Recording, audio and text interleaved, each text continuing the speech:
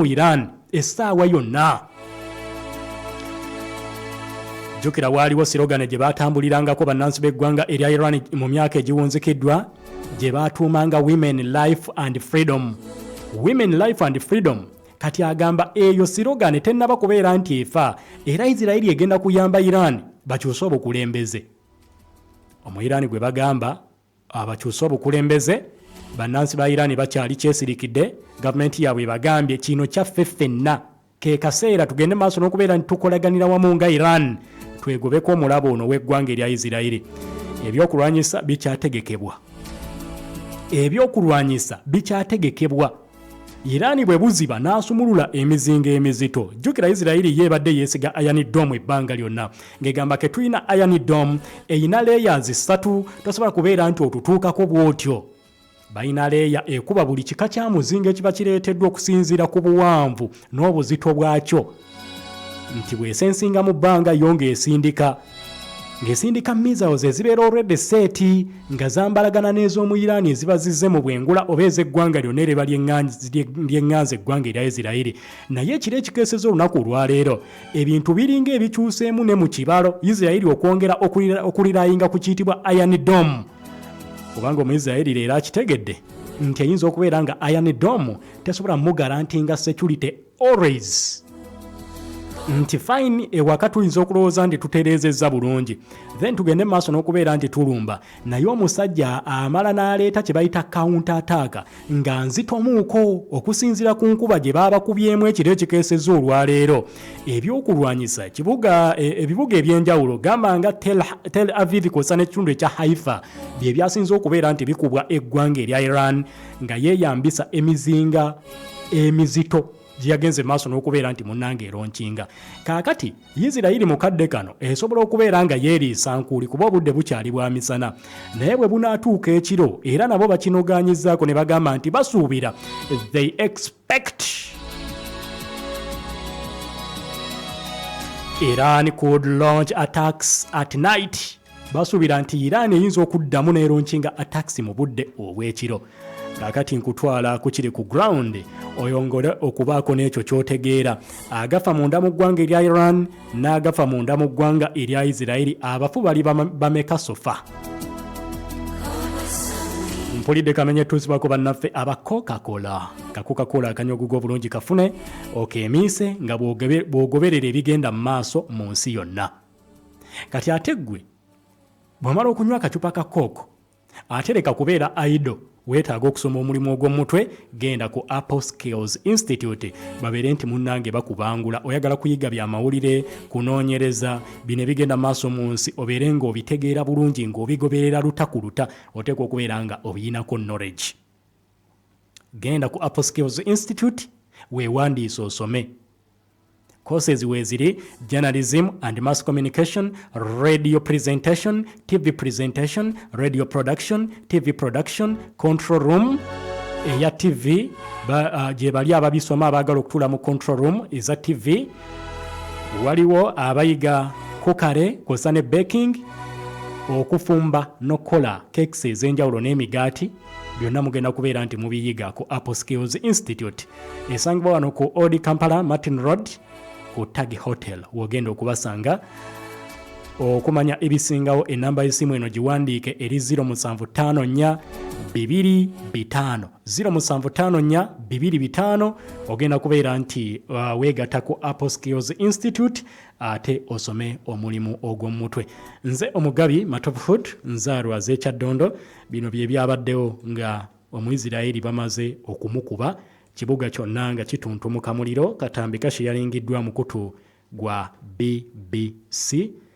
Of course kenjagala tutandikireko tuwulire embeera nga bwe yabadde ekibuga kyonna ne kituntumuka nga Omu-Isiraeli alumbiddwa. Bakulaga ebyokulwanyisa ebizito. Ekyo kyowulira mu bbanga ekivuuma si nnyonyi. Ebyo byowulira bivuuma si nnyonyi. Ebyo bikompola mizinga. Kane bakulaga ekibuga Tel Aviv nga kyaka muliro kyokeddwa basajja ba Iran. Amazzi ne gapampinga okuva mu ttaka okubaako engeri gye gazikizaamu embeera bakulaga abasirikale ab'eggwanga erya Isirayiri nga bazze okutaakiriza nabo embeera,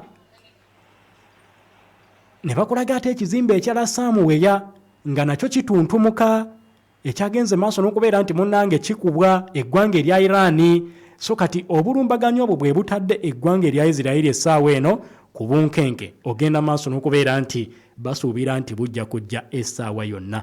Kaakati byonna byonna nga bikyali awo, Iran evuddeyo n'egamba evacuation order egenze maaso n'okubeera nti munnange eyisibwa. Evacuation order kitegeeza musengukeewo mangu, very very very soon waliwo ekinene ekigenda okusaba okukulukuka. Babagambye ebitundu ebimu babiveemu. Baani abateekwa okubivaamu?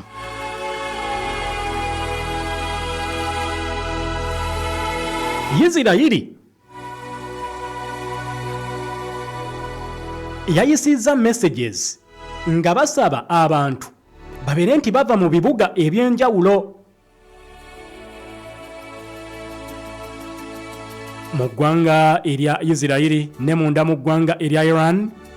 Obubaka bwagenze maaso n'okubeera nti munnange busindikibwa eri abantu ab'enjawulo nga babagamba ebitundu ebimu mugende maaso n'okubeera nti munnange mubivaamu, mubiveemu essaawa yonna. Waliwo ekigenda okujja. Kati Omuyiraani agamba totiisatiisa, totiisatiisa.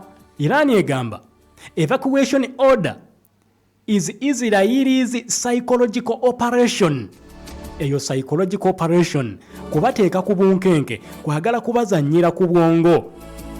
Omusajja amanyiddwa nga Fateme Mohajerani avuddeyo n'agamba message zasindikiddwa ku masimu, ku internet ey'eggwanga erya Iran.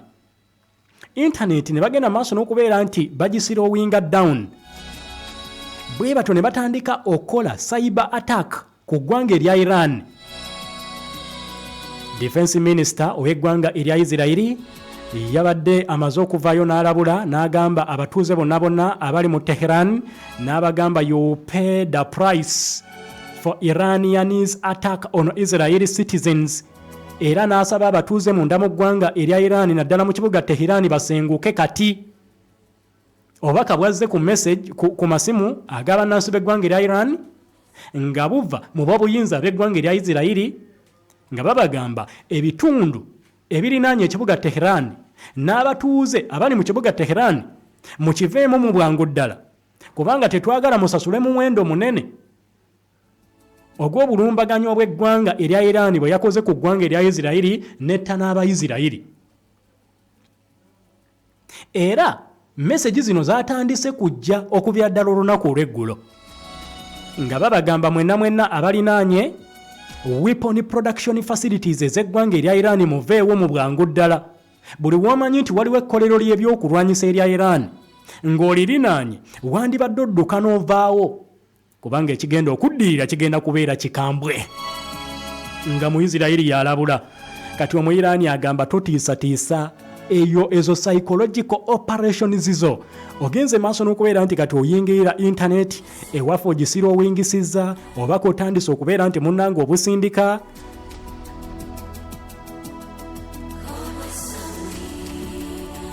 Era kati obaka obwo bwe bamaze okubeera nti bannansi b'eggwanga erya Iran babufuna, traffic jam yatandise okukwata ku nguudo ez'enjawulo ng'Abayiraani basimbye lwakasota okusobola okudduka ekibuga Tehran ku nguudo eziyingira n'okufuluma ekibuga Tehran nga tewali ayoya kukiyingira, wabula bonna emmotoka zisimbye lwakasota okubeera nti bafuluma mu kitundu ekyo.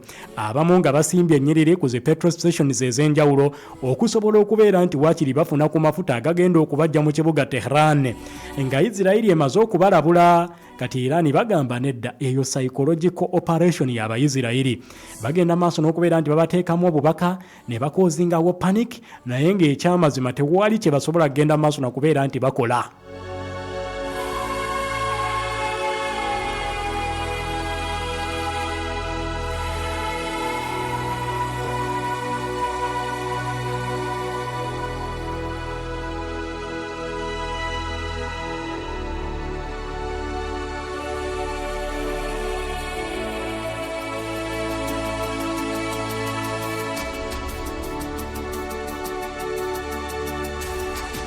kaakati embeera nga bwegenda maaso n'okubeera nti munnange efaanagana bwetyo bweri mu kibuga Tehran eky'eggwanga erya Iran.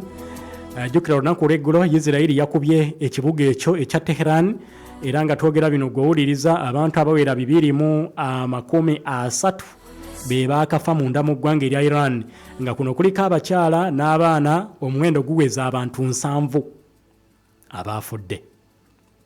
Kyokka ekyanneewunyisizza, omukulu Frederick Maz ng'oyo ye chancellor w'eggwanga erya Bugirimaani, olunaku lw'eggulo zabadde essaawa nga 4 ez'ekiro nabadde ngoberera ensonga nga alabula eggwanga erya Iran n'abagamba singa tolekerawo okutta abantu ba bulijjo Iran, essaawa yonna naffe Abajamani tukulaba, tuli mu kugoberera byonna byonna ebigenda mu maaso. Iran ossa abantu ba bulijjo mu ggwanga erya Isirayiri, naye nga Isirayiri yakafiirwa.